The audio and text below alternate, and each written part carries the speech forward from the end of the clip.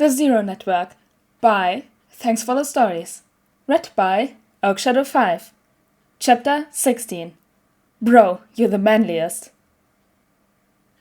Denki Kaminari had a problem.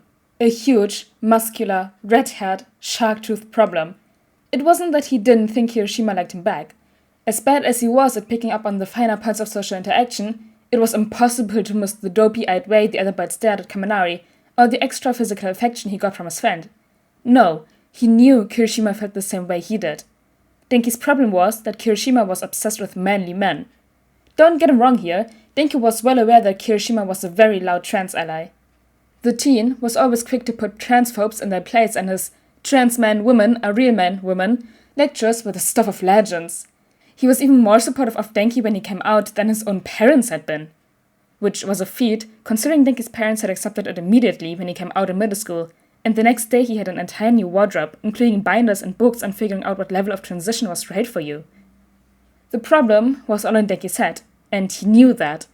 It was hard to feel like a crush found you attractive when he was constantly talking about how Crimson Riot was the pinnacle of manliness.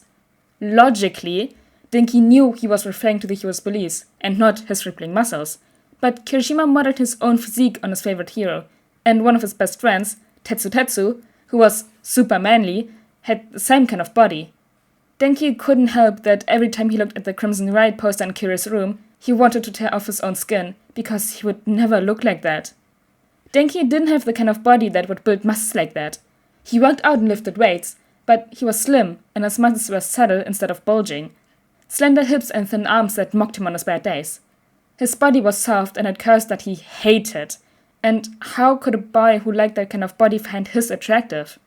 So, when Kirishima commented on how manly Kaminari was when he managed to go up in weight during his lifting routine, the blonde started crying. He was having a bad day with his dysphoria, and he'd worn extra baggy clothes that made him look even smaller than usual. He felt gross and small, and then beautiful Kirishima called him manly, and his stupid hormonal brain just turned on the waterworks because it made him so fucking happy.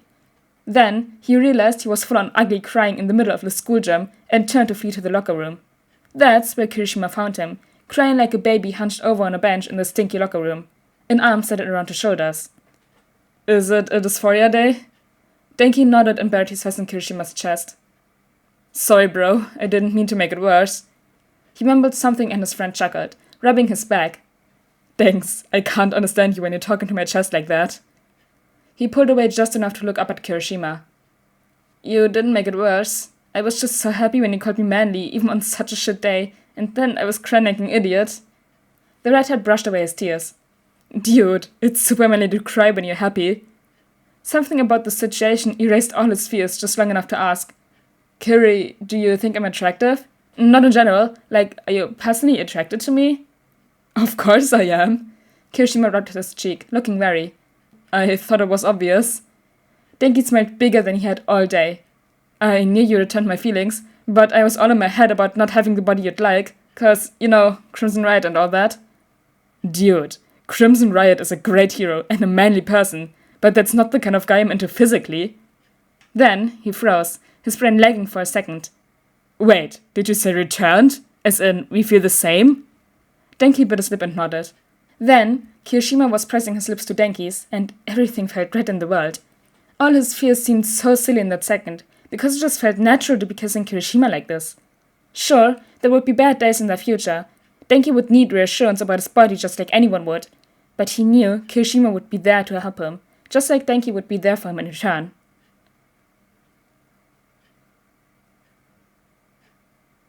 Oh my gosh, trans Denki! Oh, it's one of my favorite headcanons.